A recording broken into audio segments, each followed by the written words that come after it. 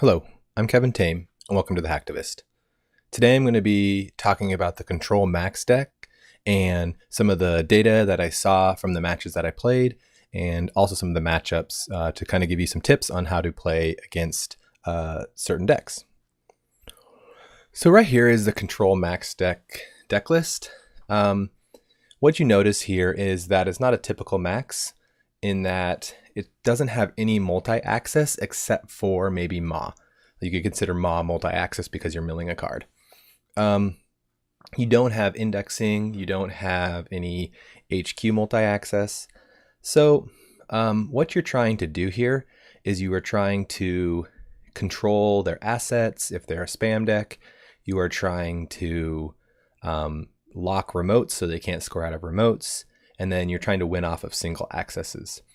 So it has the typical conspiracy breakers, the two Black Orchestra, two Paperclip, and then one MKUltra. The reason there's only one MKUltra is because you have two Femme. I have a Datasucker here, which is controversial. Not everyone plays this and who plays the Control Max, but I find sometimes Black Orchestra is just really awkward against ice like DNA Tracker, and some of the ice is just a little awkward, so it's nice to have that one token to be able to bring the strength down.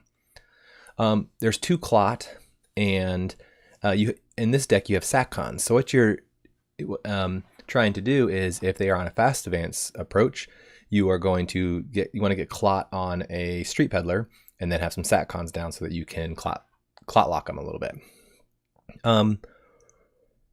The Tapwrm is your main economy engine if they are making a lot of money. So against like CI decks who make a lot of money, this is really great. You can get SacCon down and you can get Tapwrm down and you can make a bunch of money.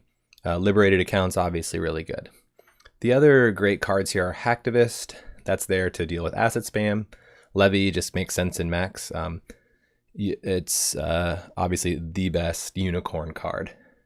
Rebirth is your card to help you against like the PU matchups and different matchups where, or like CI kill, the brain rewiring, where they can only protect two remotes and you want to go into Omar. You almost always want to go into Omar. Stimhack is just obviously there just to help you pressure into a remote when you need it. I use Retrieval Run a lot with Femme, and since I'm cycling through my deck, I'm going to just keep Retrieval running and putting it on data ravens and stuff that is kind of difficult to get by. Hunting Grounds is probably a good include here. It's hard to do. You could do Hunting Grounds or Rebirth. Either one are both really good. I've played with both. I prefer the Rebirth for the most part. So what I do here is I have a parsing tool that I'm able to gather data from all the matches that I play. So every time I complete a match, I copy and paste the log into my spreadsheet, that's just a parsing tool. And what I've done is over the 20 games that I've played this max deck, which is more than I normally play, I try and keep it closer to 10 when I'm doing these. But I played this over 20 games. And then I use a trimmed mean. And just so you understand that a trimmed mean, I'm using a 20% trimmed mean, or actually a 10% trimmed mean, because what I want to do here is I want to discount all of the extremes. So for example, I played a deck where I clicked for credits 47 times. And the reason for that was it was just the nature of that match. It's not typical. There's another one where I ran remotes closer to 20 times and it was an asset spam deck. So those are the real extremes. And what we're really looking for is the mean here, or the average. And so I've trimmed off those extremes. So here is, if you look here at this data, I click for credits on average 7.63 times. Per game. Sometimes I'm more efficient, sometimes I'm not, but that's kind of like my average or my trimmed mean. And so when I'm clicking a lot, I know something isn't going right. I'm not being efficient with my money. Draw is the same. Max has a lot of draw anyways, but I on average do 7.18. If I'm clicking 10, 20, 20 is probably unreasonable, but if I'm clicking higher than this after the match, I can look and be like, why was I clicking so much? Something is going wrong. Installs about 11.27. This one is, I don't think is as helpful here. but you can kind of just guess, like, that's how many times you're going to be installing things. Runs per game, I think this one's really interesting because we can look here where I'm running on average, HQ, R&D, archives, and remotes. So this is a trimmed mean. Also, like I said, sometimes I play asset spam decks and I have to run a lot of remotes, and so you'll see me running 15 to 20 times against those asset spams, but that's not real. It skews those averages. So like this remotes one could be closer to 6 or 7 with those high numbers, when in reality what I'm doing is on average I'm running pretty evenly across HQ, R&D, remotes. And what I'm trying to do is I'm win off of access. I'm not heavily focused in one area. What's interesting about this data is I think it's actually better for me to run R&D more than HQ, because when you run with MA, you see a card off of R&D and then you MA a card from HQ. So in a sense, you have an opportunity to see 2 cards because then you can run archives.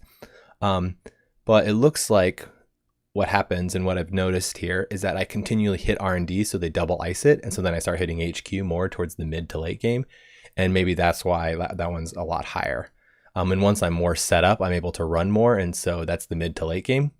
I'm not exactly sure why that's the trend, but I think the main thing that I noticed here is that I'm running relatively evenly across the board, and that's good because you want to be hitting these. You're winning off of single accesses. You're not leaning heavily on an indexing or anything like that. So my record for this deck was 16-4. The average turns per game was 13.64. If I go too much longer than that, that's where you saw where I was clicking a lot for credits. My deck isn't as efficient beyond that point.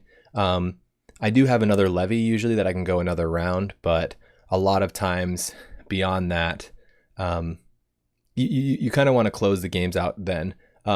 Losing early was maybe because I got here you can tell I got flatlined on the cases. The other way you lose is they score out real fast, but most of the time you're able to control that. My mulligan percentage, I mulligan about 38% of the time. Most of the time with Max, I find I don't need to mulligan a lot because I get pieces that are good enough, and then I have such good draw that I usually find my pieces quickly. So let's go straight into the matchup. So here is the CI kill matchup. This one is, the way you win this match is pretty simple. You got to be fast because these decks are incredibly fast. They can win by turn 5. And so you want to dig heavily for your Mercs because that's what's going to prolong the game for you. Get Mercs down, clear the tag, and then install some other resources that they can't best defense, like a Liberated. Maybe put a Liberated down and keep 4 credits on it. They can't then best defense your Mercs. The other thing you want to do is once you get that set up, is you want to I like to get a Street Peddler down with a Clot on it, because then you can kind of Clot lock them and then get your sac cons down. Once you're kind of set up there, you're going to win off of accesses because they now need to score out of a remote. And it's really difficult for them to do that. Their ice suite is typically Loki, Mother Goddess, and Excalibur, and they can only really protect 2 remotes. So if they can't do their combo in one turn, then they have to make another remote and protect that. So that basically leaves up R&D or HQ that you can run. The other great thing is that you have Femme, so you can continue to Retrieval Run or even hard install a Femme over the Mother Goddess or over the Loki or whatever you need it to be and keep pressuring. My favorite kind of play here is keep hitting R&D, get a Maw trigger, disrupt their hand, and then obviously access some cards off of archives. You're just going to win off of single runs off of HQ and R&D. If they try and install and keep you out with a Mother Goddess, it's really good to just surprise them with a Femme. This is a very winnable match for you, and it's difficult for them. Okay, so now the CI Wilfy, or this is the Brian Stinson Reversed Accounts deck. So what they're going to try and do is they're going to try and get out a elective upgrades. So you want to make sure you have try and get a Clot on a Street Peddler. That's really helpful. get lots of money. One strategy that I like to do is, because they're gonna reverse accounts you and try and get you below 5.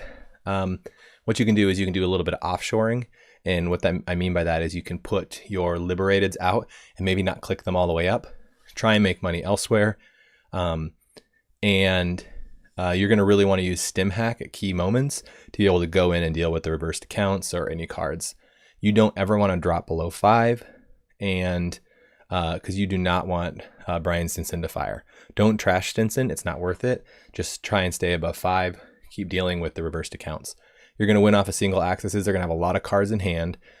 They start building up over time, especially if you keep mawing their pieces. So try and make runs. If they leave a Jeeves open, try and hit that every turn to get a maw trigger. It's not the easiest match, but it is winnable. And you want to also use Hacktivist, so when they try and res things, it's gonna be a pain for them.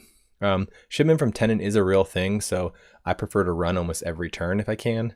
And my favorite place to run is almost always R&D, so that I can see a card off of R&D and then maw a card.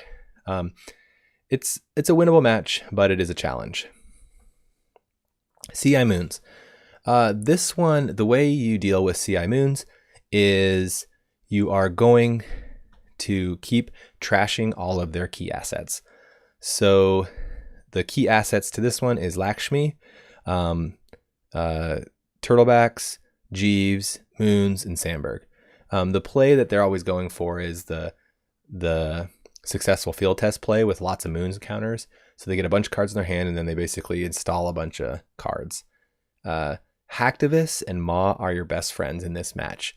Try and keep a Hacktivist on the board at all times, because they want to do a lot of resing and they want to get Lakshmi counters. And then also just keep, a lot of times you want to control the board, but sometimes there becomes a point where you can't control the board. And the way you win is just keep hitting R&D, do single accesses on R&D, mawing stuff, and then eventually they don't have good recursion. They might have archive memories and that kind of stuff, but things are going to fall into archives, and you're going to be able to go in and steal it.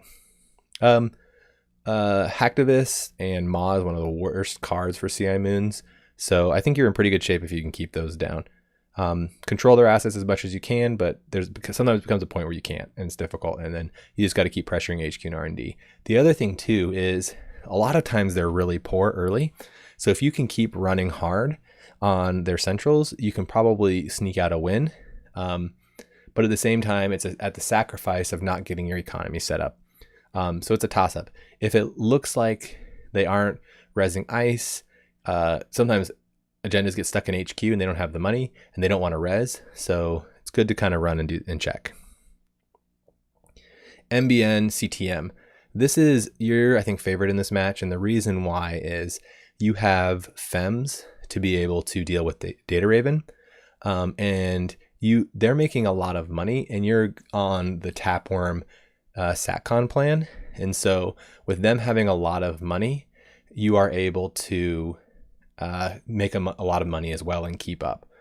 Be careful of the hard-hitting news plays that bring them way down and that you have to steal and then bring you down pretty far, because what that does is it brings you way down, and then they have a bunch of commercial bankers or something down and they spend a bunch of their money, and then you don't get Tapwrm money, and now your tempo is way down, and then they are accelerating at a faster rate because they're making 6 credits a turn and you're only maybe making like 1 or 2. So the other thing I think is a good thing to do in this match is try and not, it's always difficult, but they try and get you to steal a global food early so that they can exchange you. If you can avoid, the way you win this match is steal all their single pointers, because it's really difficult for them to score a global food. So they always want to exchange for it. So quantum predictive model, Beal, and AR security. If you can steal all those, the game is pretty much yours. Lean on Hacktivist, because Hacktivist does a lot of damage. The other thing I try and do too is, the main things I always trash are commercial bankers and Daily Business Show, prioritizing commercial bankers, and then prioritizing Daily Business Show. Sometimes Daily Business Show you can't trash, but that's okay. The way you deal with Moonbad Virtual Tour, it's pretty simple, is you install a Liberated and you make a run. So you want to have a Liberated kind of like set off to the side, and you make a run on a server that you know has Moonbad Virtual Tour. So let's say they have a Moonbad Virtual Tour and a Commercial Bankers. You run, you trash the Bankers, and then it drops you below to like 4 credits. Clear your tag and then take 4 credits off of Liberated. So now you're at 8. So it makes it difficult for them to hard-hitting news you. So the Jinteki Hydra match. This one is a tough one, but the beautiful thing here is they can have really, really high strength ice, and you can have a Femme on it and get right through it. So if they get IT department down, put some Femmes right on those ice and run right in and trash that IT department. They're going to have 1 POA to bring it back, and they want to do tech startups, but a lot of times they only have 1 or so in their deck. And yeah, they're going to, if they can't keep it there, their ice is pretty easy to get through, and you can just do some single accesses to win. And it doesn't really matter their ability, them bouncing you off, because when they bounce you off, you're only always ever going for single accesses. Get your maw down, keep hitting their centrals, and you should be good. And then just deal with like the big remote. Jinteki PU. So this one right here, what they're going to try and do is grind you down, and you're going pretty fast. So they're going to focus on your levies. Try and keep those in hand and make sure that you don't lose them. Get some same old things down. If they have Kakugo, you're going to want to use your knife to kill the Kakugo. This game actually is won or lost, I believe, on the House of Knives. Whoever steals the House of Knives or scores the House of Knives is in a better place to win the game.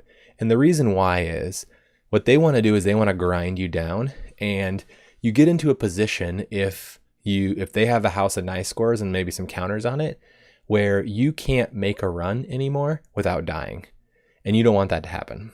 So the way to win is steal their House of Knives. Don't let them sneak them out behind agenda or behind ice. They'll try and shipment them out. 1 POA, they'll get 1 POA down, and this is how they extend the game. So, and they'll also put their big agendas down there, the Obokata protocol and stuff like that. They really don't, their goal is not to score out. It's really just to grind you down so you have no more deck left. And Max loses her deck pretty fast. So you want to make sure you hold on to levies and make sure that you can keep recycling through and not run out of deck. And especially with the PU bill, you're going to run out of deck really fast. So PE, the way these decks are often structured, there's a few type of flavors. I think the most powerful ones that I've seen are the ones that are relying on Obokata and building a server using Data Loop and Kakugo and then Ben Musashi. They're similar to PU decks, but they're actually trying to score out, and they get a server where they have a Kakugo, a Data Loop, a Ben Musashi, and then an Obokata advance twice. That becomes very difficult to steal.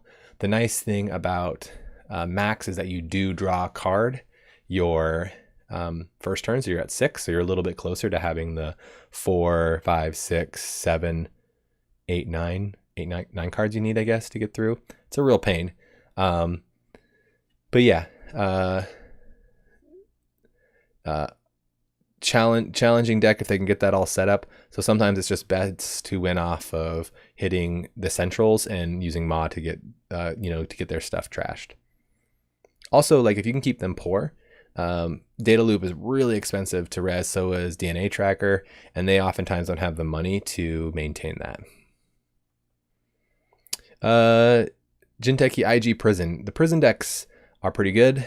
What you want to do here is you want to use Hacktivist and Ma to keep them from rezzing stuff.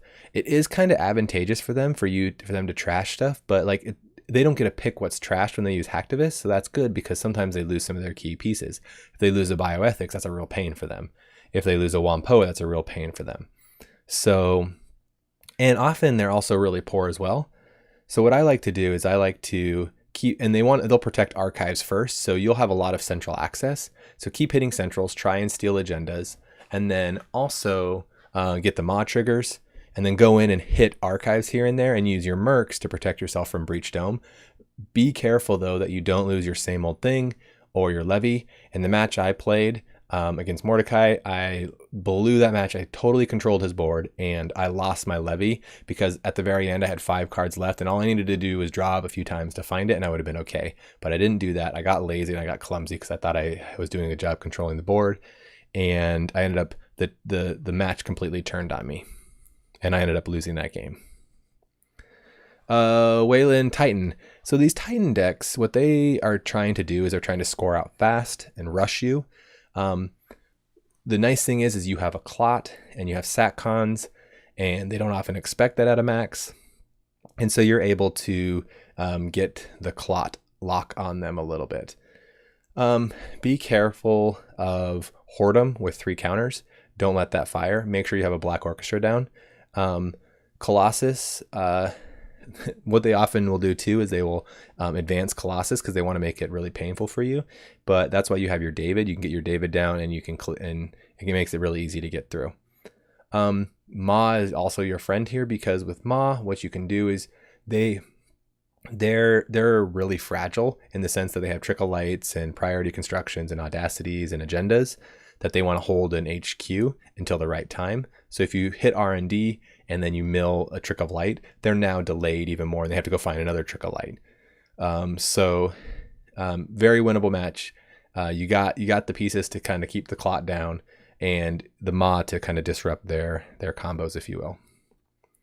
Wayland Scorpios. Scorpios is maybe the arch nemesis of Max because Max's ability is a liability in against Scorpios.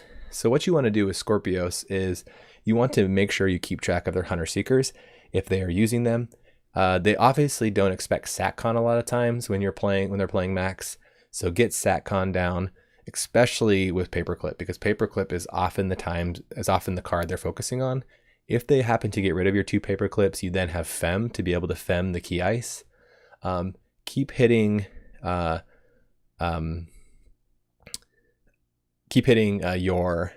R&D and doing the same kind of combo. Hit R&D so that you mill a card, and hopefully you hit your Hunter Seekers.